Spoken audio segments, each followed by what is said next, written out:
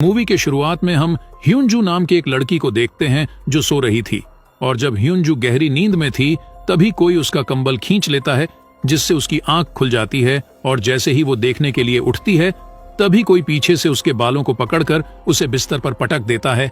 और तभी हम देखते हैं कि ऐसा करने वाला कोई और नहीं बल्कि खुद उसका बाप था। तब ह्यूनजू कहती है कि आप ये क्या कर रहे हो, लेकिन उसका पिता उसे कोई जवाब नहीं देता और अपनी बेटी के जिस्म को गंदी नजरों से देखने लगता है और उससे कहता है कि मेरी बेटी कितनी बड़ी हो गई है। अब ह्यूनजू अपने पिता के मुंह से ऐसी बातें सुनकर काफी डर जाती है और रोने लगती है।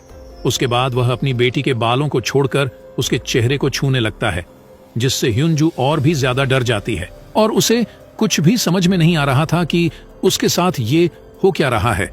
फिर तभी उसके पिता वहां से चले जाते हैं। उसके बाद अगले दिन ह्यूनजू की माँ खाना बना रही होती है। तभी ह्यूनजू यहाँ सोच रही थी कि पिछली रात जो उसके साथ हुआ, क्या वह उसकी माँ को बताना चाहिए। इसी दौरान उसकी बहन सोनवू भी अपने कमरे से नीचे आ जाती है और साथ ही उसका भाई भी ब्रेकफास्ट करने के लिए आकर बैठ जाता है। तभी उसके पिता भी ब्रेकफास्ट के लिए यहाँ पर आ जाते हैं और ऐसा बिहेव करते हैं कि जैसे पिछली रात उन्होंने कुछ किया ही ना हो, जिसे देखकर ह्यूनजू सोचती है कि कल रात तो ये मुझे बुरी नजरों से देख रहे थे और आज ये इतने अनजान क्यों बन रहे हैं। इसीलिए ह्यूनजू उठकर वहां से चली जाती है। तभी यहाँ पर उसकी माँ आकर खाना टेबल पर जोर से पटकती है। यहाँ किसी को भी समझ में नहीं आ रहा था कि यहाँ क्या हो रहा है। फिर यहाँ उनकी माँ अजीब तरह से खाना खाने लगती है, जैसे कि वह कई दिनों से भूखा हो। तब उनकी ऐसी हरकतें देखकर उनके बच्चे डरने लगते हैं और उसका बेटा भी खाने को उगल देता है और कहता है कि खाने में बहुत नमक है। पर तभी उनकी माँ उसी खाने को उठाकर पागलों की तरह खाने लगती है। फिर वो अपना खाया हुआ खाना अपने बेटे को भी खाने के लिए कहती है, लेकिन वो नहीं खाना चाहता था, इसीलिए वो अपने पिता की तरफ देखने लगता है। तब उसके पिता कहते हैं कि तुम नहीं खाना चाहते हैं तो मत खाओ, जिसे सुनकर उनकी माँ उनके पिता को गुस्से से देखने लगती है और प्लेट्स को नीचे फेंक देती है, जिससे बच्चे बहुत ज्यादा डर जाते हैं। और उनकी माँ उनसे कहती है कि जो भी मैं बनाती हूँ उसे चुपचाप खा लिया करो। ये कहकर वो काफी जोर से चिल्लाने लगती है, जिसे देखकर उसका बेटा डरकर रोने लगता है। लेकिन अब सवाल ये है कि उनके साथ ये सब हो क्या रहा है। दरअसल वह लोग जब से नए घर में शिफ्ट हुए हैं, उनके साथ ऐसे ही अजीब सी चीजें हो रही हैं और उनके पिता हर रात अपनी बेटी के कमरे में जाकर अजीबोगरीब हरकतें करता है। फिर उसके बाद जब सोनवू नहा रही थी तभी उसके पास कोई आकर खड़ा हो जाता है। जब वो शीशे को साफ करती है तो वो डर जाती है। उसकी बहन उसे डरा देती है। उसके बाद वो दोनों अपने कमरे में आती है। तब ह्यूनजू अपनी बहन को अपने पिता के बारे में बताती हैं कि कैसे हर रात वह उसके कमरे में आकर अजीबोगरीब हरकतें करते हैं, जिसे सुनकर सोनवू काफी हैरान हो जाती है कि उसके पिता ऐसा कैसे कर सकते हैं। तभी उनके पिता भी वहां पर आ जाते हैं, जो उनकी बातों को सुन लेते हैं, जिसके बाद वो वहां से एक चाकू उठाकर उनके ऊपर हमला करने की कोशिश करते हैं। पर सोनवू उन्हें धक्का देकर वो दोनों बहनें वहां से भाग जाती है। लेकिन तभी अचानक फिर से उनके पिता उनके सामने आ जाते हैं और वह सोनवू के बालों को पकड़कर वहां से नीचे फेंक देते हैं। तब वह सीढ़ियों में गिरकर वहीं बेहोश हो जाती है। तभी उसकी बहन ह्यूनजू डरकर वहां से भाग जाती है और एक जगह पर आकर छुप जाती है। तब उसके पिता एक हथौड़ा लेकर उसे ढूंढने लगते हैं। फिर वही दूसरी तरफ सोनवू को भी होश आ जाता है और वह अपनी बहन को ढूंढने लगती है। लेकिन जब वह पीछे मुड़कर देखती है तो उसके पिता एक हथौड़ा लेकर उसके सामने खड़े होते हैं और वो उस पर हथौड़े से हमला करने ही वाले होते हैं कि तभी ह्यूनजू जोर से चिल्लाती है, जिससे उसके पिता रुक जाते हैं। तभी ह्यूनजू एक बैट से अपने पिता को जोर से मारती है, लेकिन उसके पिता को कुछ भी नहीं होता और गुस्से में वह उसके ऊपर भी हथौड़े से हमला करने लगते हैं। और तभी नीचे से उनके असली पिता ऊपर आने लगते हैं, जिसे देखकर उनका बहरूपिया हथौड़ा फेंककर दूसरे कमरे में चला जाता है। फिर उनके पिता ऊपर आकर अपनी बेटियों को देखते हैं, जो उनसे डरकर पीछे हट रही थी।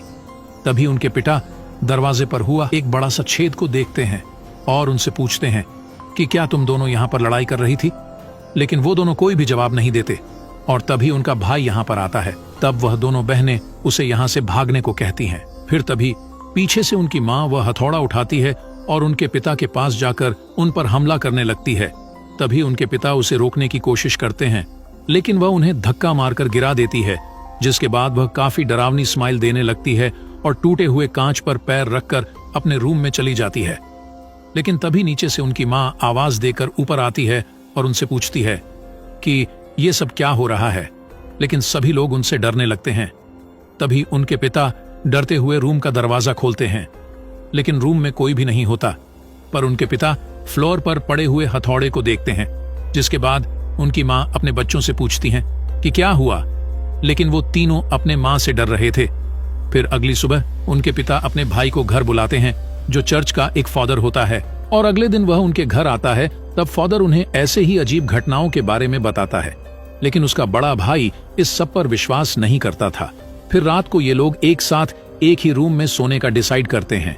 उसके बाद आधी रात में छोटे बच्चे को टॉयलेट आती है और वह बिना किसी को परेशान किए अकेला ही वॉशरूम में चला जाता है। तभी उसके जैसा ही दिखने वाला एक बहरूपिया वहां आता है, जो एक चाकू उठाकर अजीब सी स्माइल करता है, और वह फादर को मारना चाहता था, लेकिन वो उसे नहीं मार पाता और ऐसा लग रहा था कि उसे किसी चीज ने रोक लिया था। तभी फादर अपनी आंख खोलते हैं और वो समझ गए थे कि यहाँ पर खतरनाक आत्मा का साया है, लेकिन फादर इस चीज से अकेले नहीं लड़ सकते थे, इसीलिए वो अपनी एक सीनियर फादर से मदद मांगते हैं। फिर सभी सीनियर बैठकर बात करते हैं कि आखिर इस फैमिली को उस आत्मा से कैसे बचाया जाए, और वह सभी मिलकर एग्जॉर्सिज्म करने का फैसला करते हैं।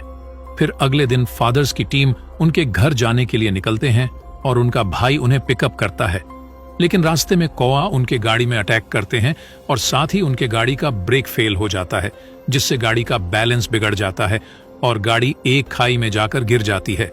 फिर दूसरी तरफ उनके पिता सोनवू को बेड से बांध देते हैं।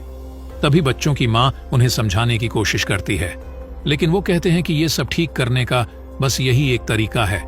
फिर आधी रात को फादर खून से लथपथ होकर उनके घर आते हैं और बताते हैं कि सभी फादर्स मारे जा चुके हैं, इसीलिए अब जो भी करना है वह हमें ही करना होगा।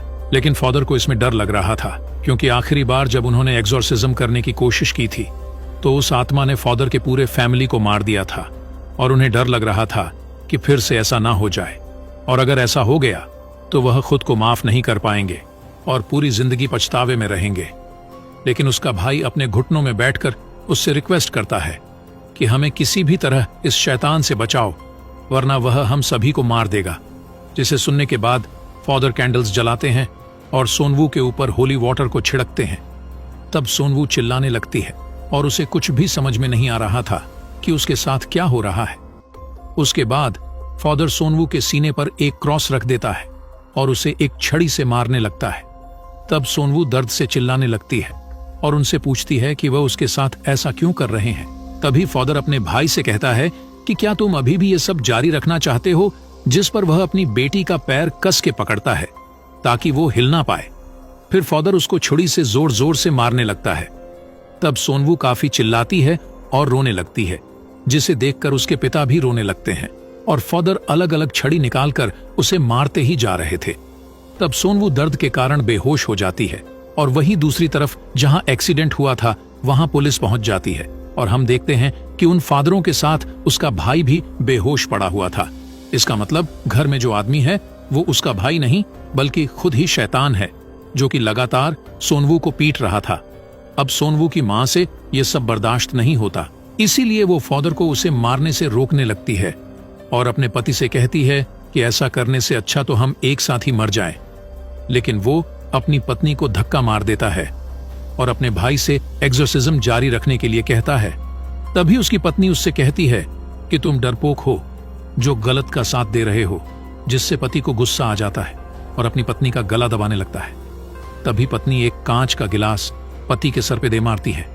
तब वो भी अपनी पत्नी को दीवार पर पटक देता है, जिससे वो बेहोश हो जाती है। तभी वो अपने भाई की तरफ देखता है जो अजीब तरह से हंस रहा था, इसीलिए वह शैतान पर भी हमला करता है, लेकिन वह उसे मारकर नीचे गिरा देता है। और जैसे ही वह शैतान उसको मारने वाला होता है कि तभी असली फादर यहाँ पर पहुंच जाते हैं और कुछ मंत्र पढ़ने लगते हैं, जिससे वह आत्मा यहाँ से चली जाती है। उसके बाद सोनवू स्टोरेज रूम की तरफ जाने लगती है, जो काफी बुरी तरह से जख्मी थी, और अपने पिता की तरफ देखते हुए पूछती है कि तुमने मुझे इतनी बुरी तरह मारने क्यों दिया। तभी फादर सोनवू के सामने एक मिरर रखते हैं, जिससे सोनवू के शरीर से वह शैतान निकल जाता है। तब फादर उस शैतान को अपने शरीर के अंदर ले लेता है और अपने भाई से उसे मारने के लिए बोलता है, जिस पर उसका भाई टूटा हुआ क्रॉस उसके सीने में घुसा देता है, जिससे वह फादर और वह शैतान एक साथ दोनों मारे जाते हैं। और इसी के साथ ये मूवी यहीं पर खत्म हो जाती है।